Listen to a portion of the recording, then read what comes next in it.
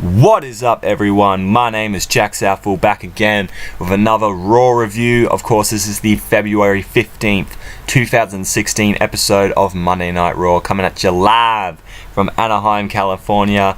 And before I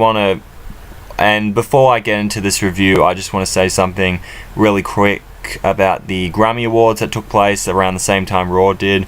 And all I have to say is just one thing: Kendrick got robbed. Alright, so that's about it. But anyway, let's just get right into the show. So we open it up with Dean Ambrose coming into the ring, and what I noticed is that he was wearing his wrestling attire like full on, so I'm like, alright, so what's going on here? He grabs a microphone, says that he's in for the fight of his life this Sunday, and Ambrose has learned as a kid that when the biggest bully comes at you, he did what he could and feel that the beast is pretty angry with old Dino. And Stephanie McMahon comes out because he heard a F5 might be rolling through so Lesnar can finish what he started. And then Stephanie asks, do you want to see Ambrose get an F5 tonight? And everyone cheers, and Stephanie asks what I'm thinking. Wow, that's weird.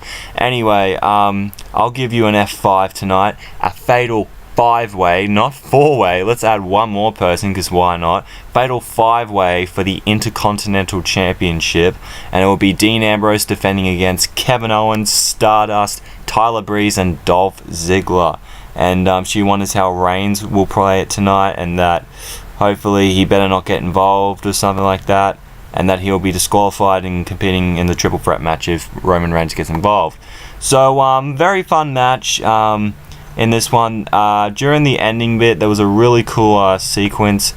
So Dean Ambrose gets Stardust in for the dirty deeds, but at the same time, Dolph Ziggler also gets Dean Ambrose with the zigzag, which I thought was a really cool combination, both at the same time. And then Owens came in, hit the pop-up powerbomb, hooks the leg, and is your new Intercontinental Champion. Kevin Owens is now a 2-time Intercontinental Champion. So what does this mean for Ambrose? Does this mean he could possibly win the match at Fastlane?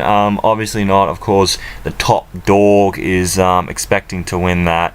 But it's very interesting. It's definitely there's a lot of elements that can be in the triple threat match now, because we don't know. Ambrose could possibly win, but when he had that IC title before, I wasn't really sure about it. But now he's no longer got the Intercontinental Championship on him. It's going to be interesting to see what the future holds for Ambrose. And you know what? If I'm going to be rooting for anyone in the triple threat match, it will be Dean Ambrose. After the match, we get Renee Young with Dean Ambrose, and he's not happy with the authority, and he promises to win this Sunday, and he's going to face Triple H with nothing to lose. But then Owens walks up and told everyone that it was his Intercontinental title and wants recognition. And then Dolph Ziggler came out to clap his to congratulate him in a sarcastic way. And then Ziggler brings up beating Owens from the last couple of weeks from their 10,000 matches, and that he deserves a title shot this Sunday at Fastlane. And Owens nah, which is good. But they ended up, it is going to be Owens and Ziggler at Fastlane for the Intercontinental title. Again, I'm not saying, I love those two guys, don't get me wrong, but we have seen this match so many fucking times, and we're just starting to get sick of it. We want to see something new other than Owens and Ziggler. But hopefully this is just the final match between these two, and then after this we're done, and then Owens can move on to someone better. I want to see him move on to Sami Zayn if he can move up to the main roster. But how I think it's going to happen, I think WWE is going to save him for the night after WrestleMania, and that's when they're going to start their feud for the Intercontinental title. But I think it's stupid, They should let him at WrestleMania and have Sami Zayn with a massive moment. But, what do I know? I'm just a wrestling fan. Anyway, we get Mark Henry versus Big E from the New Day, and Big E was waddling like a penguin when he came out to the ring. It was really weird. And that they're going to be on the Cutting Edge Peep Show on Fastlane. Of course, this is probably a way to promote Edge and Christian's new show on the network. And that Kofi Kingston says you do not bring a kazoo to a trombone fight. Of course, they're referencing back to September of last year when Edge and Christian and New Day had a bit of a battle with their instruments. and that Big E says they're really to talk about Mark Henry walking out like what they did last week during that 8-man tables match against the Usos and the Dudleys. And then Kofi talks about how Henry could have been the world's strongest unicorn. Instead, he is the world's largest booty hole. Gross. So during this match, it was just your average match. How this ended, Big E had Henry up on the shoulders, getting ready to hit the big ending. Henry rolls off for the shoulders, and he's clutching his ribs. He's clutching his ribs. I think he might have been hurt in that match. A lot of people said he was really hurt. I didn't even notice that, actually, but Big E got the win. I hope Mark Henry's alright. It'd be a shame if he had to retire on those types of terms.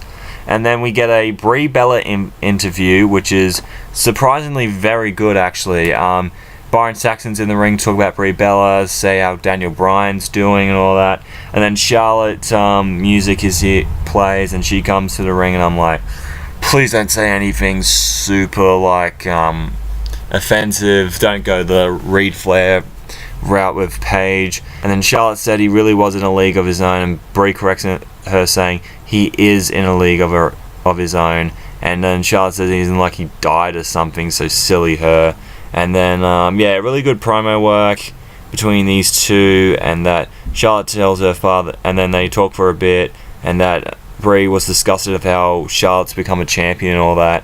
Then Charlotte leaves, gets in Brie's face, and hopes she remembers this moment, giving her the opportunity to walk away. And then Charlotte says that she will have a goat-faced baby with Daniel, talking about Brie, of course. Brie gets pissed off and then kicks her in the chest, chants yes along with her, and Charlotte just runs out of there. So I was really impressed with Brie. She was very passionate on the microphone, and she really meant everything that she said, because she was just had her husband retire, and I have heard that apparently she's going to leave the WWE. Fair enough, I know they want to have children, and they want to start a family, which I'm all for. That's fucking awesome between those two. But this might be her final match. We have no idea, but I think Charlotte is going to beat her at Fastlane, but I'll get into that in my Fastlane predictions. Great promo between these two, very passionate from Brie, loved it. Then we get AJ Styles versus The Miz. Chris Jericho was on commentary tonight. He was very heelish in this one. I can definitely see that heel side coming out of him. However, AJ Styles beat The Miz, and then afterwards, Jericho grabbed the mic and talked to AJ, but Styles grabbed the mic and said, "You got the win last week on SmackDown, but it's eating you inside." And then he offers a third match at Fastlane. Jericho says he gets inside the ring as a Y2J chant breaks out, and then he says, "You know what? That's a good idea, but I'm not sure if I want to wrestle you again, and I'll come up with my answer on SmackDown." And then, he's going to say yes. Something's going to happen. AJ's going to force him to say yes or whatever, or convince him to. But, I'm excited for Jericho and AJ at Fastlane. Although I would like to see it for WrestleMania. I hope they've got something bigger planned for AJ and Chris Jericho, so we're gonna have to wait and see for that. After that, the Dudley Boys head to the ring, and they've gone full-blown heel now, because they went to grab the table, but they're like, nah, and put it back on the ring, which I thought was great. Bubba Ray grabs the mic, laughs about the fans thinking they're gonna get the tables, and then they call out the Usos, and of course they don't come out because they're still hurting from their injury, and then they're just smiling, and that the Usos are just like, "You people," and all that. And they say there aren't some farewell tour like Guns N' Roses or whatever, and that if you didn't see SmackDown, he has some news: the tables are gone forever, and that Bubba wants a tag title reign to be remembered the most, and not some piece of furniture. And the crowd wants the "We Want tables." Bubba says those chants now fall on deaf ears. "We don't give a damn what you chant." They're definitely heels now. Devon closes it with "Testify." Good heel promo. I thought the Usos were going to come out at some point, but obviously they didn't. They're still selling that injury, which is great. Or beatdown, I meant. But yeah, I'm interested for the Dudley Boys. They have been falling off the radar when they were faces a bit. I think this heel turn is for them to get back on the radar, and I think this year they should win the tag titles just at least once. Just give them the tag team titles. Then we had Paige versus Summer Rae in a Total Divas promotional match, and Summer Rae beat Paige. Fuck you, let's move on. After that, we get Paul Heyman cutting a promo, and he's representing Brock Lesnar, and that this Sunday night the WWE Network will offer you live coverage of a most historic triple threat match. Winner moves on to face Triple H at WrestleMania 32. Yep. And then Big Top Dog comes in and he walks out through the crowd. And what I noticed is that every time Paul Heyman would talk, crowd would be alright. But I remember when Roman got the microphone, just boo instantly. And he said that this Sunday night you'll know that how I feel. You can't get my beast Brock Lesnar, and that Dean Ambrose and him aren't going to be able to beat him. And headlining WrestleMania, winning the world title this year, so he can go home to his family to say Daddy did it. He brings up both Lesnar and Ambrose being in the way, and that Reigns has a choice to make: your daughter or your best friend. And that Reigns can't keep his promise to his daughter and still maintain a brother in Ambrose. Yeah. And now I know that you believe that. Shakes his hand, and Heyman backs off. Dudley Boys then come into the ring and beat up Roman Reigns, and then Ambrose saves him. But then afterwards, Ambrose goes for the dirty deeds, and Reigns ends up breaking free. And Reigns was like, "What was that about?" And Ambrose was like, "Hey, just making you a warning, just giving you a warning, triple threat. Yeah, every man for himself." So that was interesting to me. You can definitely see there's going to be some tension between Ambrose and Roman in this match. I don't see a full-on these two are going to break up thing at Fastlane. At WrestleMania probably, but as for right now, they're still pretty close. This was just a little teaser of what could possibly happen. So yeah, interesting to see that, and I'm excited for the triple threat match.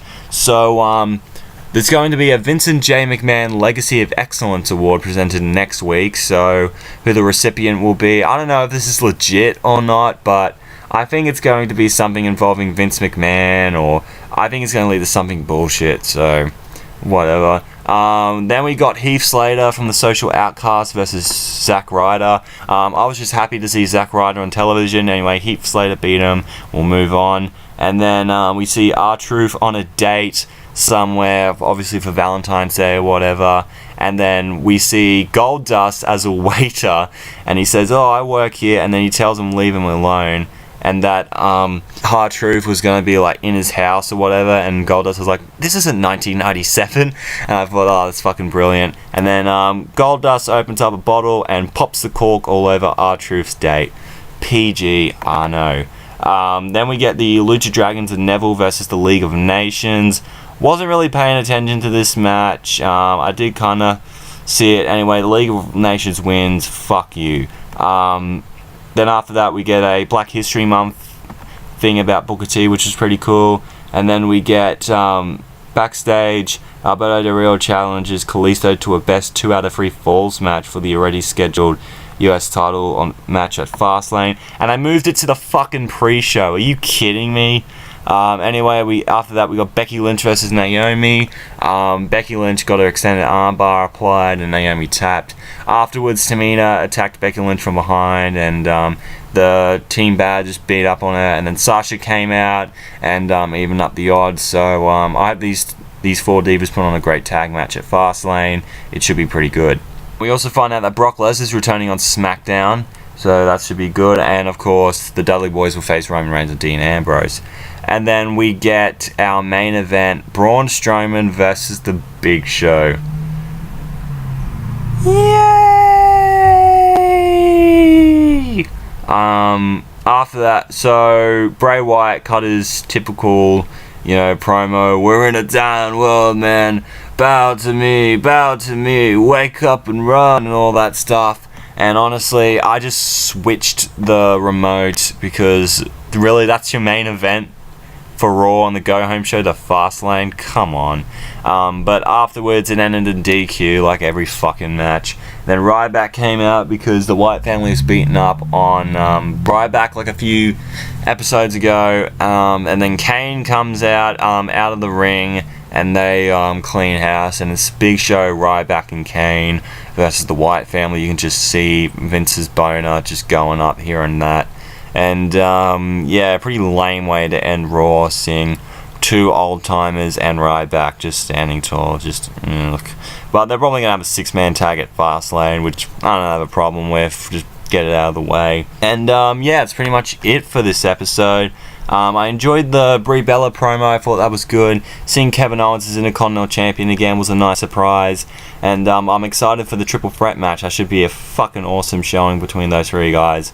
And I'll be cheering for Ambrose all the way. So, yeah, this is going to be it for this episode. I hope you have enjoyed. Make sure to leave a like if you did. Comment down below what you thought of this Raw. Twitter and Instagram is at JackamanLol31. If you want to check me out there. Thanks for watching, and I am out in 3, 2, 1.